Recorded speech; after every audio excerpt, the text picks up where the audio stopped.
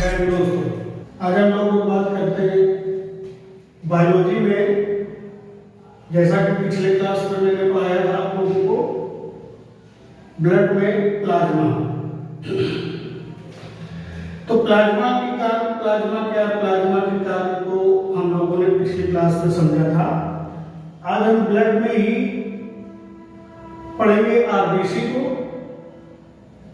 लाल रक्त कणिकाएं, जिनको हम लोग इंग्लिश में कहते हैं red blood corpuscles. Red blood corpuscles Hindi में कहते हैं लाल रक्त कणिकाएं। अब ये लाल रक्त कणिकाएं हमारे ब्लड में उपस्थित होती हैं, हमारे रक्त में उपस्थित होती हैं। इनका कार्य क्या होता है, कैसे कार्य करती है? अगर मैं इन आरबीसी की बात करूं तो आइए समझते हैं। देखो, आरबीसी में अगर बात की जाए तो आरबीसी क्या है? आरबीसी की अगर बात की जाए तो आरबीसी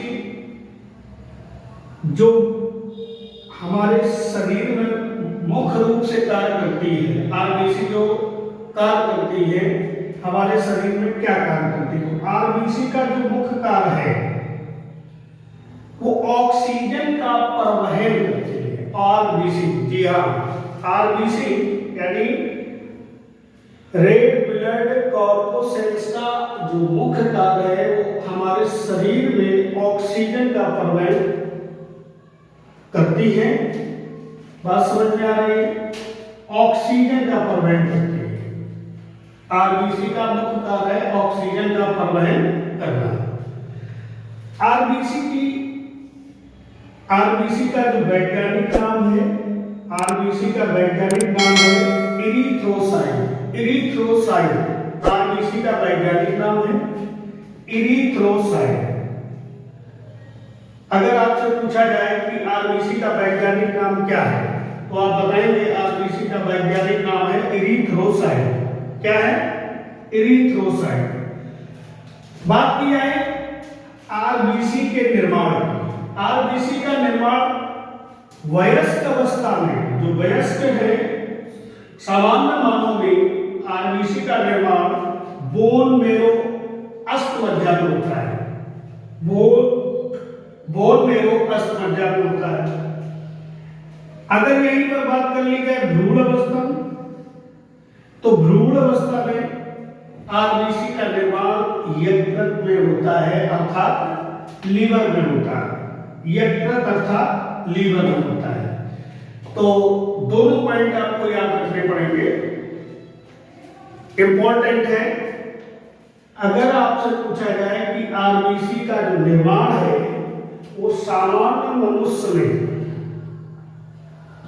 कहां पर होता है तो आप बताएंगे बोन मेरो अस्थमज्जा।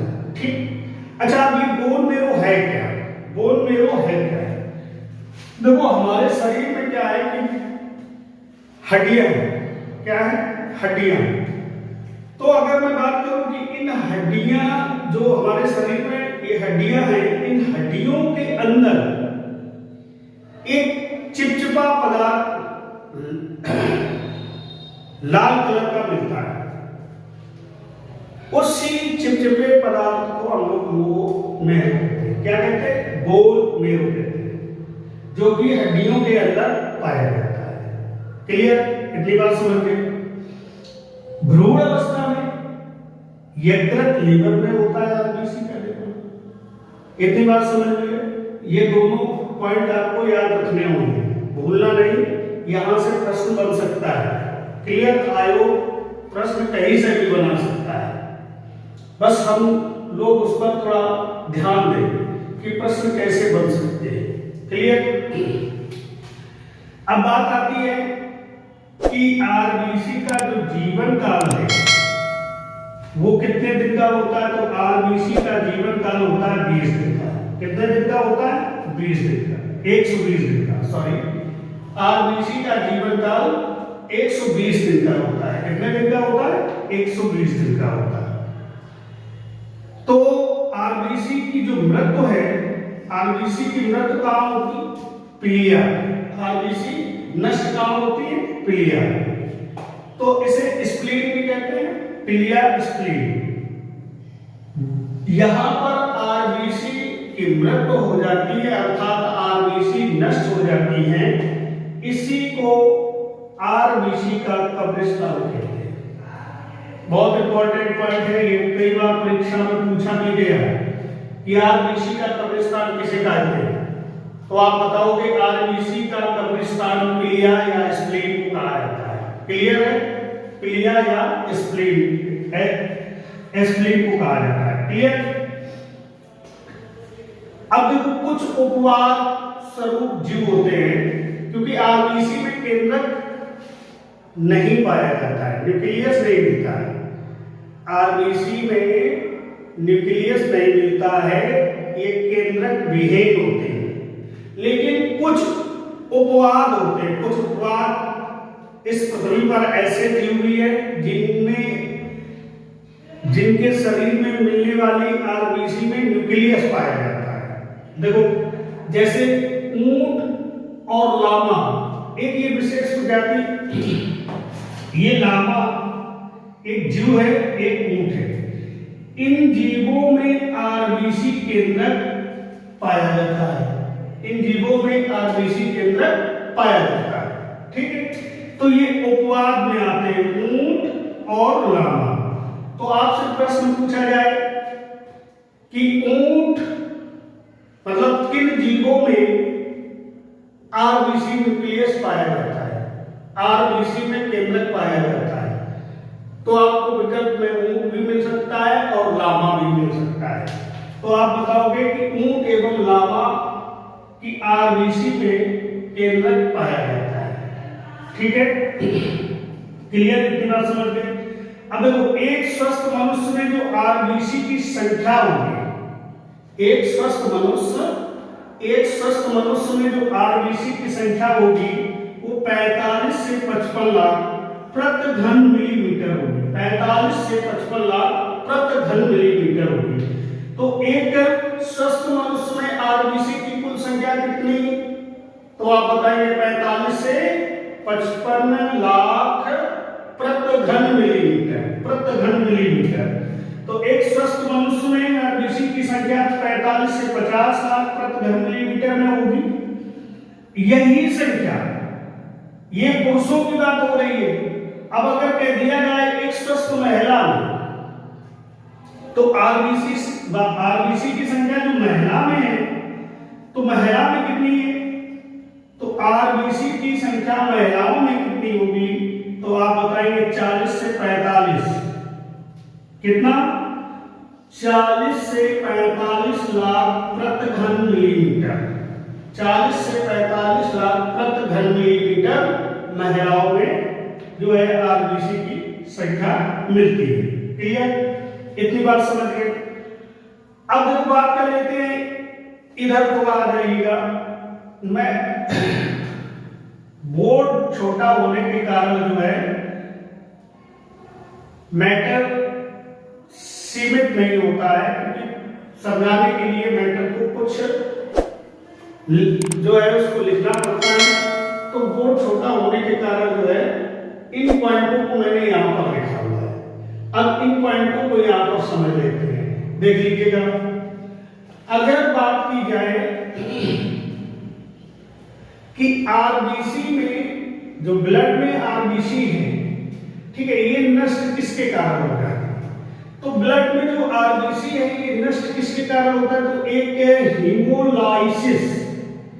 हीमोलाइसिस नामक एक प्रोटीन, जिसके कारण ये आरबीसी ब्लड में नष्ट हो जाती है। यानी हमारे रक्त में आरबीसी जो है, जो ब्लड में आरबीसी है वो नष्ट किसके कारण होती है?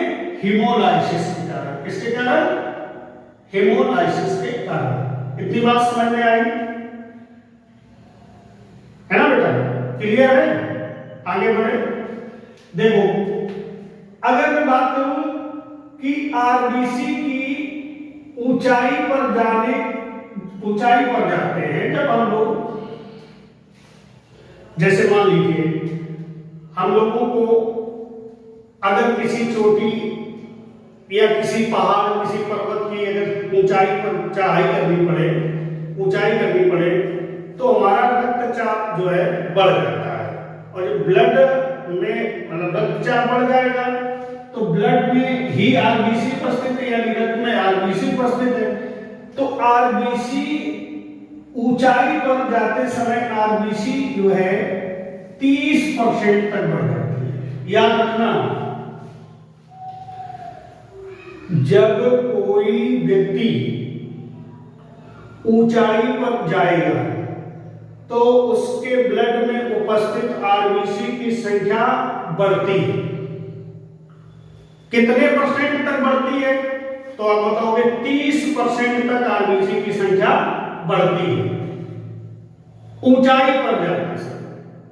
ऊंचाई पर जाते समय ब्लड में उपस्थित आरबीसी की संख्या बढ़ जाती है। कितने परसेंट? 30%। इसी बढ़ने आरबीसी बढ़ने की क्रिया को हम पॉलीसाइथीमिया कहते हैं। जब हम ऊंचाई पर चढ़ते हैं तो आरबीसी की संख्या बढ़ती है और इसी बढ़ने की क्रिया को हम लोग कहते हैं पॉलीसाइथीमिया। क्या कहते हैं? पॉलीसाइथीमिया कहते हैं। Polycythaemia clear? याद रखना, इंपॉर्टेंट रहेगा। प्रश्न बन सकता है कि ऊंचाई पर जाते समय आरबीसी की संख्या कितनी बढ़ सकती है या कितनी बढ़ती है? तो आप बताएंगे 30%। पूछा जा सकता है कि इसी प्रक्रिया को क्या कहते हैं? तो आप बताओगे पॉलीसाइथीमिया। क्या बताओगे? पॉलीसाइथीमिया। अब देखो होता क्या है, ऊंचाई पर जाते समय हमारी आरबीसी की संख्या बढ़ जाती है, लेकिन जब हम रात को सोते हैं तो हमारा ब्लड जो है उसकी में उपस्थित आरबीसी है और रात को हम सोते हैं तो रात को सोते समय आरबीसी घट जाती है। कितने परसेंट घट जाती है? 5% घट जाती है। रात को सोते समय आरबीसी की कितनी संख्या घट जाती है? 5%। इसको एनीमिया कहते हैं। क्या कहते हैं? एनीमिया। मतलब जब रात को सोते समय आरबीसी घटेगी, इस क्रिया को एनीमिया कहते हैं। एनीमिया का मतलब होता है रक्त की क्षीणता। बात समझ रहे हैं? तो रक्त की क्षीणता यानी कम हो जाती है। इस कारण से आरबीसी की जो संख्या जो आरबीसी में कमी आ जाती है, यानी घट जाती है सोते समय और ऊंचाई पर जाते समय बढ़ जाती है। उसे कहते हैं पॉलीसाइथीमिया। घटने की क्रिया को एनीमिया कह देते हैं। इतनी बात समझ गए? अब देखो बात करते हैं इस पर। बच्चों को माता पिता से एक आनुवंशिक यानी जेनेटिक्स तौर पर एक रोग मिल जाता है, कभी कभी ऐसा देखने को मिलता है। तो बच्चों को माता पिता के द्वारा जो माता पिता में लक्षण होंगे वही लक्षण बच्चों में चले जाएंगे। ठीक, अब माता पिता में जो रोग के लक्षण हैं वो उनसे पैदा हुए संतानों में वही लक्षण मिलेंगे। तो उस रोग को हम लोग कहते हैं थैलेसीमिया। क्या कहते हैं? थैलेसीमिया। यानी बच्चों को माता पिता से मिलने वाले आनुवंशिक रोग को हम लोग कहते हैं थैलेसीमिया। इसमें क्या हो जाता है? इसमें हो जाता है रक्त की कमी। रक्त की कमी होने के कारण बच्चे अपने शरीर का विकास नहीं कर पाते और उसी को हम लोग थैलेसीमिया नाम दे देते हैं। इसका ये जेनेटिक्स, ये आनुवंशिक लक्षण है, आनुवंशिक रोग है जो बच्चों में किसके द्वारा प्राप्त होते हैं? माता पिता, यानी उनके जो माँ बाप होंगे उनमें ये लक्षण मिलेंगे और जब उनसे पैदा हुए बच्चे, उनसे उत्पन्न हुई संतान, तो यही लक्षण उनके संतान में मिलेंगे और उनके संतान में ये लक्षण मिलेंगे। तो इस रोग को, इस बीमारी को हम लोग कहते हैं थैलेसीमिया। क्लियर? इतनी बात समझ गए? ठीक है। अब पूछा जाए कि इस रोग में होता क्या है, तो इस रोग में रक्त यानी ब्लड, यानी हम कहते हैं जो खून है, रक्त है, उसकी कमी हो जाती है। उसकी कमी के कारण ही ये रोग होता है। लेकिन ये कैसे? ये जेनेटिक्स, ये अनुवांशिक रोग है। क्लियर है? इतनी बात समझ गए? अब बात करते हैं, इधर आ जाइए कुछ विशेष पॉइंट पर। देखो हमारी आरबीसी में एक प्रोटीन मिलता है, उस प्रोटीन को हम लोग कहते हैं हीमोग्लोबिन। हीमोग्लोबिन नामक प्रोटीन जो है हमारे ब्लड में मिलेगा। ठीक है। इसी हीमोग्लोबिन नामक प्रोटीन के कारण जो हमारा ब्लड है उसका रंग लाल दिखाई देता है। कैसा होता है? लाल होता है। तो जो हमारे आरबीसी में हीमोग्लोबिन नामक प्रोटीन पाया जाता है, यही हीमोग्लोबिन प्रोटीन के कारण हमारा जो ब्लड है उसका रंग कैसा होता है? लाल होता है। क्लियर है? कितनी बात समझ गए? अब देखो ये प्रोटीन जो है दो तरह का होता है, दो तरह का। इसमें हेमेटेन नामक एक प्रोटीन मिलेगा और एक इसमें ग्लोबिन नामक प्रोटीन मिलेगा। ग्लोबिन यहां मैंने लिखा नहीं है, लिख देता हूं मैं। ग्लोबिन नामक प्रोटीन यहां पर मिलता है। ठीक है। तो ये ग्लोबिन नामक प्रोटीन हो गया, ये हेमेटेन नामक प्रोटीन हो गया। तो इन दोनों प्रोटीन की उपस्थिति किसमें? हीमोग्लोबिन जिसके कारण हमारा ब्लड है वो लाल दिखाई देता है, लाल होता है जिसका। ये दो रूप में पाया जाएगा। एक तो हेमेटेन में। हेमेटेन का कार्य क्या है? देखो ये हेमेटेन क्या कार्य करता है? अब देखो यहां पर ध्यान देना, यहां पर ध्यान देने वाली बात क्या है कि जैसे मैंने ऊपर भी लिखा है कि आरबीसी में एक प्रोटीन मिलेगा जिसको हम लोग कहते हैं हीमोग्लोबिन। ठीक है। हमारे ब्लड में ही हीमोग्लोबिन की उपस्थिति होती है। ठीक है। तो ये एक प्रोटीन है, ये प्रोटीन है जिसके कारण हमारे रक्त का रंग लाल दिखाई देता है। क्लियर? इतनी बात समझ गए? अब देखो यह प्रोटीन दो तरह का होता है, दो रूप में मिलेगा। एक तो हेमेटेन प्रोटीन मिलता है इसमें। अब हेमेटेन प्रोटीन जो है इसका कार्य क्या है? यह लौह तत्व होता है। इस प्रोटीन में लौह तत्व होता है जिसके कारण ब्लड लाल होता है। बात समझ में?